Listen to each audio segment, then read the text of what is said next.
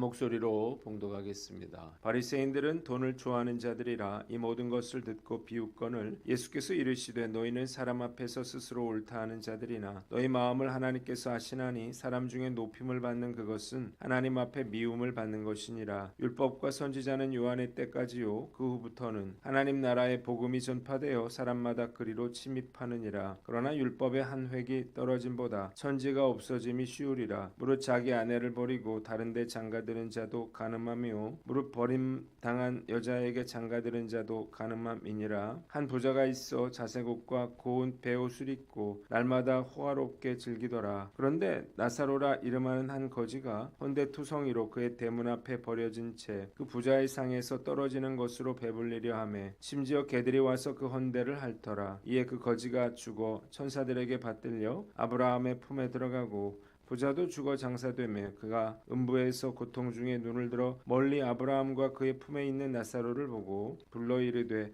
아버지 아브라함이여 나를 긍휼히 여기사 나사로를 보내어 그 손가락 끝에 물을 찍어 내 혀를 서늘하게 하소서. 내가 이 불꽃 가운데서 괴로워하나이다. 아브라함이 이르되 예 너는 살았을 때에 좋은 것을 받았고 나사로는 고난을 받았으니 이것을 기억하라. 이제 그는 여기서 위로를 받고 너는 괴로움을 받느니라. 그뿐 아니라 너희와 우리 사이에 큰 구렁텅이가 놓여 있어 여기서 너희에게 건너가고자 하되 갈 수 없고 거기서 우리에게 건너올 수도 없게 하였느니라. 이르되 그러면 아버지여 구하노니 나사로를 내 아버지의 집에 보내소서. 내 형제 다섯이 있으니 그들에게 증언하게 하여 그들로 이 고통받는 곳에 오지 않게 하소서. 아브라함이 이르되 그들에게 모세와 선지자들이 있으니 그들에게 들을지니라. 이르되 그렇지 아니하니이다. 아버지 아브라함이여 만일 죽은 자에게서 그들에게 가는 자가 있으면 회개하리이다. 이르되 모세와 선지자들에게 듣지 아니하면 비록 죽은 자 가운데서 살아나는 자가 있을지라도 권함을 받지 아니하리라 하였다 하시니라. 아멘. 오늘은 누가복음 16장 말씀을 가지고 뒤바뀐 운명 본질을 말하다 라고 하는 제목으로 묵상 나눔하도록 하겠습니다. 14절로 18절 말씀은 첫째로 율법과 하나님의 나라에 대해서 나와 있습니다. 예수님의 비유를 다 듣고 난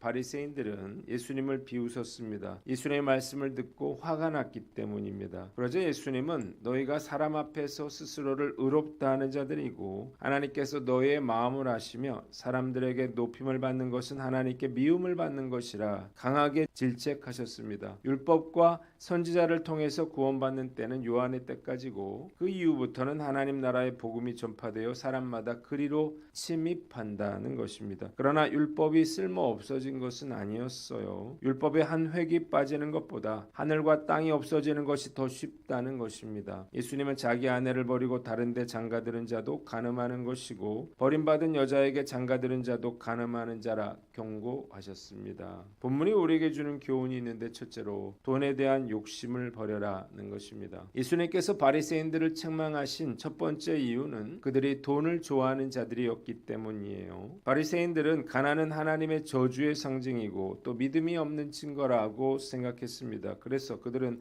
수단과 방법을 가리지 않고 돈을 모았는데 예수님께서 마태복음 23장에서 지적하신 것처럼 과부의 재산까지 삼켜가면서 그들의 부를 축적했습니다. 바리새인들이 누구인가요? 하나님을 위해서 수백 가지 율례를 만들고 빠짐없이 다 지키려고 노력했던 사람들이에요. 이런 바리새인들이 영적으로 타락한 원인이 바로 돈을 사랑하는 마음 때문이었다는 것입니다. 돈을 사랑하면 영적으로 변질되고 교만해지고 주님의 말씀도 귀에 들어오지 않게 되는 것입니다. 주님께서는 물질에 대해서 늘 경고하셨습니다. 논이나 밭이나 압이나 집이나 그 모든 것을 버리지 아니하면 당신의 제자가 될 수 없다고 말씀하셨어요. 또한 부자가 천국에 들어가는 것이 낙타가 바늘귀로 들어가는 보다 더 어렵다고도 하셨습니다. 물질이 우리 영성에 있어서 큰 장애물인 것을 가르쳐주고 계시는 것입니다. 하나님과 재물을 겸하여 섬길 수 없다고 하는 주님의 경고를 우리는 기억해야 하는 것입니다. 저는 지금까지 돈이 많은데 교만하지 않은 사람을 별로 보지 못했습니다. 돈이 많으면 교만해집니다. 마치 인생을 자기 힘으로 홀로 승리한 사람처럼 얼마나 목이 뻣뻣한지 몰라요. 돈을 좋아하는 사람은 겸손한 척 말하지만 마음 마음속으로는 돈도 없는 것들이 무슨 잘난 체를 하고 이런 생각을 합니다. 그래서 돈이 없고 가난한 사람들을 무시하고 쳐다보지도 않습니다. 이렇게 되면 돈이 많은 게 그에게 오히려 해가 된다는 사실을 알아야 합니다. 서양의 한 시인이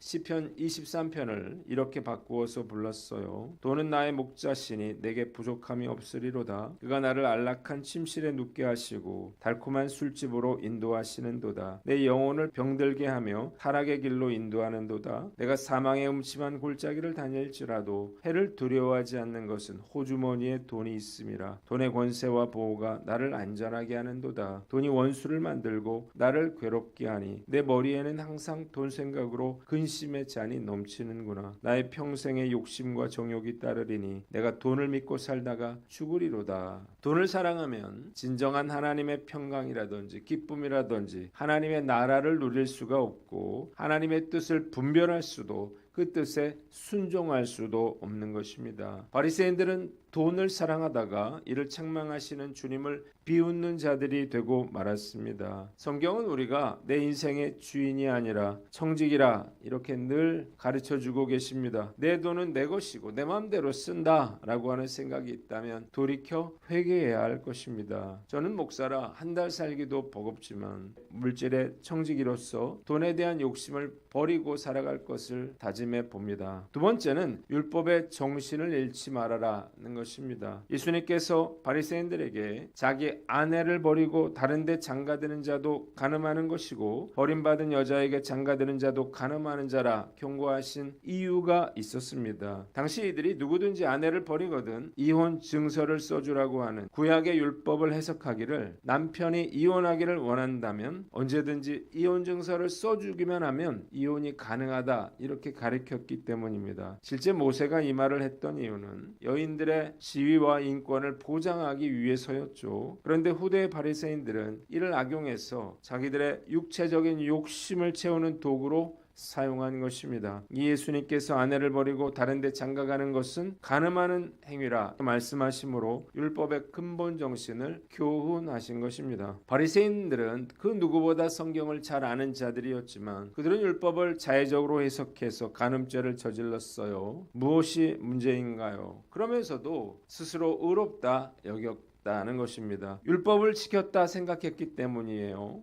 사람들은 속여도 주님은 속일 수가 없습니다. 아무리 변명하고 그럴듯한 핑계를 댄다 하더라도 주님께서는 불꽃 같은 눈으로 우리를 꿰뚫어 보고 계시는 것입니다. 법을 잘 아는 자들이 법을 무시하고 지키지 않는 것처럼 하나님의 말씀을 가장 잘 아는 저야말로 말씀을 가장 잘 지키지 않는 자가 될 수도 있다는 사실을 알아야 할 것입니다. 바리새인들처럼 법 기술자가 되면 주님께 책망받고 구원받지 못할 수도 있겠다 그런 생각이 듭니다. 무거운 마음으로 율법의 정신을 잃지 않는 목자가 되기를 다짐해 봅니다. 두 번째 19절로 31절은 부자와 거지 나사로에 대해서 나와 있습니다. 예수님은 바리새인들에게 한 비유를 다시 말씀하셨습니다. 한 부자가 있었는데 그는 자색 옷과 고운 베옷을 입고 날마다 즐겁고 호화롭게 살았습니다. 그런데 그 집 대문 앞에는 나사로라고 하는 거지 하나가 부자의 상에서 떨어지는 부스러기로 배를 채우며 살았어요. 그런데 나사로가 죽어서 아브라함의 품에 안겼고 그 부자도 죽어서 땅에 묻혔습니다. 이 부자가 지옥에서 고통을 당하다가 나사로가 아브라함의 품에 안겨 있는 것을 보았습니다. 부자가 소리를 질러 자신이 불 속에서 고통받고 있으니 나사로의 손가락에 물을 찍어 자신의 혀를 시원하게 해달라고 간청을 해요. 그러자 아브라함이 살아있을 때 너는 온갖 복을 다 누렸지만 나사로는 온갖 불행을 다 겪었기에 나사로는 위로를 받고 너는 고통을 받는다 말했습니다. 뿐만 아니라 우리와 너의 사이에는 큰 구렁텅이가 가로 놓여 있어서 여기에서 너희에게로 건너가고자 해도 갈 수 없고 거기에서 우리에게로 건너오지도 못한다고 말했습니다. 그러자 부자가 나사로를 내 아버지의 집으로 보내어 형제들에게 이 고통받는 곳에 오지 않게 해달라고 말했어요. 아브라함이 다시 이를 거절하면서 그들에게는 모세와 예언자들이 있으니 그들의 말을 들어야 한다고 말했습니다. 부자가 거듭해서 죽은 자 가운데 누가 살아나서 그들에게 가면 그들이 회개할 것이라고 말했지만 아브라함은 그들이 모세와 예언자들의 말을 듣지 않으면 죽은 사람들 가운데서 누가 살아날지라도 그의 말에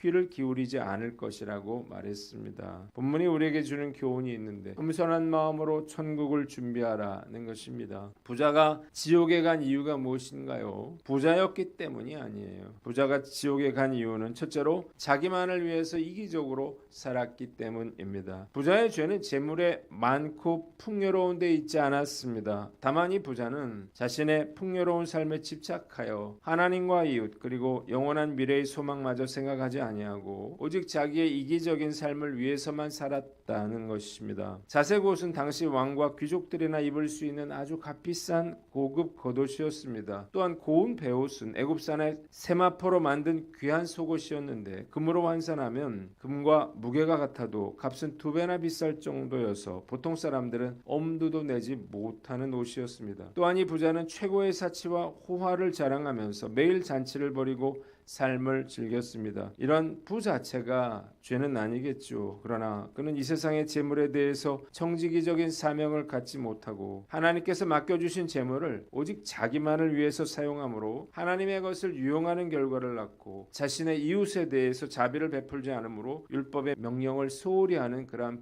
죄를 범하고 말았습니다. 그렇다면 나사로가 천국에 간 이유는 무엇일까요? 그가 가난한 거지였기 때문이 아니에요. 그가 병으로 인해서 인생 최저의 비참한 삶을 살면서도 하나님이 도우신다라고 하는 그의 이름의 뜻에서 보여주듯이 하나님을 의지하고 그의 나라를 소망하며 살았기 때문이에요. 부자는 지옥에서 아브라함을 보고 아브라함을 아버지라고 불렀습니다. 이는 부자가 유대인이라고 하는 것을 보여줌과 동시에 아브라함의 자손임을 무척 자부했고 자랑하는 자였음을 보여줍니다. 당시 유대인들은 아브라함의 자손이라는 이유만으로 구원받을 수 있다는 착각에 빠져 있었는데 본문의 부자도 아브라함의 자손이라고 하는 혈통적인 특권을 내세우며 자비를 구하고 있는 것입니다. 그러나 그는 지옥에서 물 한 방울의 자비도 얻을 수가 없었습니다. 이 부자는 역시 바리새인들을 상징하고 나사로는 천한 자들 이방인들을 상징합니다. 이 비유를 듣고도 비웃은 바리새인들에게 예수님께서 나사로의 비유를 통해서 강력하게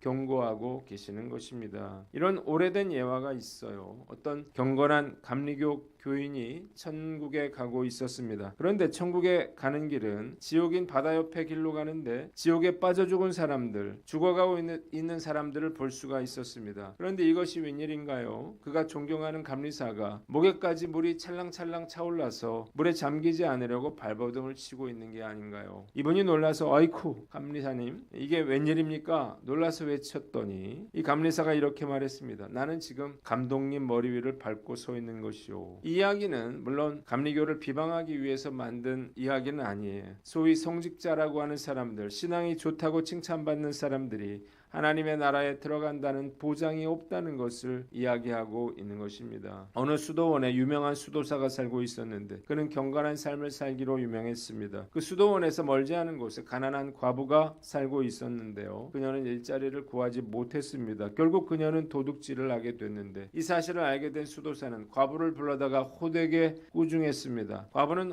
수도사의 꾸중에 눈물을 흘리면서 회개했는데 집으로 돌아온 과부는 시간이 흐르자 먹고 살기 위해서 또다시 죄를 짓고 말았습니다. 수도사는 다시 과부를 불러서 질책을 했어요. 그날 밤에 하나님은 두 사람의 영혼을 불러가셨습니다. 그런데 수도자는 지옥으로, 과부는 천당으로 보내졌어요. 수도사가 이 일에 대해서 강력하게 항의하자 천사가 이렇게 대답했습니다. 당신은 당신의 명예를 위해 살았고 자만심과 교만에 가득 차 이웃에게 사랑을 베풀기는커녕 아픈 상처만 주었습니다. 그래서 지옥으로 보내진 것입니다. 한국교회 위기는 목회자들에게서 비롯됐다고 저는 생각합니다. 목회자들이 성도들을 그릇된 길로 이끌고 있는 것입니다. 이유가 무엇인가요? 바리새인들처럼 목회자들이 하나님의 말씀에 무지하기 때문이에요. 맹인이 맹인을 인도하는 것처럼 성도들을 잘못 이끌어가고 있는 것입니다. 주님은 반드시 그 책임을 물으실 것이며 성도들을 잘못된 길로 인도한 목회자들은 심판을 피할 수가